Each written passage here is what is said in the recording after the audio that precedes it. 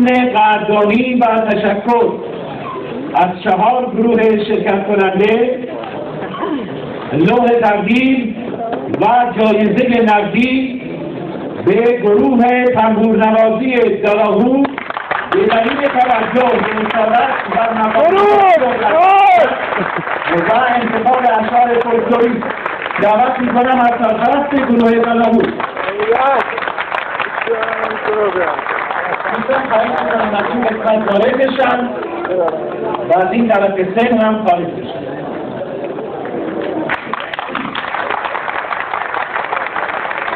در بخش گروه نوازی هیئت داوران همچنین لوح تقدیر و جایزه نقدی جشنواره را به دلیل تنظیم مناسب، تنوع ریتمیک